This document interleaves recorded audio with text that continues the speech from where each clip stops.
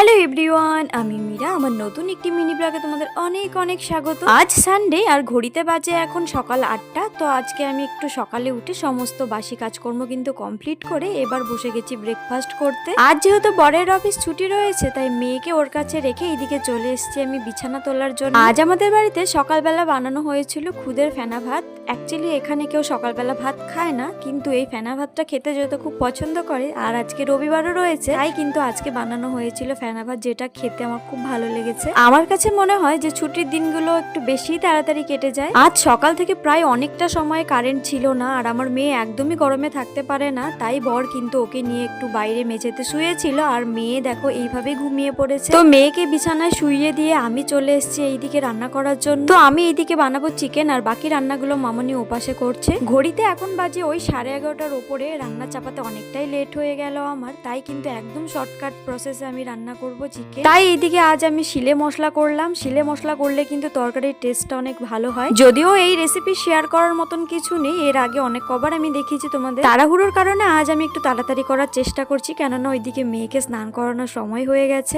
তো সমস্ত মশলা একসাথে ম্যারিনেট করে আজকে কিন্তু আমি রান্নাটা করব। আর আমাদের এইদিকে কিন্তু প্রচন্ড পরিমাণে গরম পড়ে গেছে, যার কারণে আমরা দুপুরবেলার দিকে একটু ফ্রি থাকার চেষ্টা করি আর সমস্ত কাজকর্ম আমরা চেষ্টা করি সকালবেলার দিকে সেরে ফেলার। প্রত্যেক সানডেতে আমার বর সকালবেলা ঘুম থেকে উঠে ব্রেকফাস্ট করে ও বেরিয়ে যায় বন্ধুদের সাথে আড্ডা দিতে, কিন্তু আজ ওকে আমি একদমই যেতে দিইনি। আজ ওকে বলেছি যে মেয়েকে পুরোটা সময় দেওয়ার জন্য। আসলে সপ্তাহে ওই একটা দিনই থাকে যেদিন সারা দিন ওর বাবাকে কাছে। তো এইদিকে মেয়ে তো আমার শুয়ে আছে আর মেয়ের পাশ দিয়ে ও কিন্তু শুয়ে পড়ে। আর এইদিকে আমি রান্নাটা একটু তাড়াতাড়ি করার চেষ্টা করছি, কেননা ওইদিকে মেয়েকে আমাকে স্নান করাতে হবে। আর 1 মাস পর কিন্তু আমি আমার মেয়েকে নিয়ে চলে যাব নর্থ বেঙ্গলে আমার বাপের বাড়িতে। আসলে আমার মেয়ের এখনো মুখে ভাত হয়নি বলে ওকে নিয়ে কিন্তু কোথাও যেতে পারছি না এখন। তো যাই হোক, এইদিকে তাড়াতাড়ি করে রান্নাটা কমপ্লিট করে মেয়েকে আগে স্নান করিয়ে দিয়েছি। এবার আমি কিন্তু স্নান করে নিয়েছি। তো মামুনি এইদিকে কিন্তু দুপুরের খাবার বেড়ে দিয়েছে আর আজকে মেনুতে ছিল চিকেন, একটা সবজি, শাক ভাজা আর আমের চাটনি। তো খাওয়া দাওয়া করে দেখো বাপ বেটি মিলে ঘুমিয়ে পড়েছে। তো ভিডিওটি এই পর্যন্ত। ভালো লাগলে লাইক, কমেন্ট, শেয়ার, সাবস্ক্রাইব।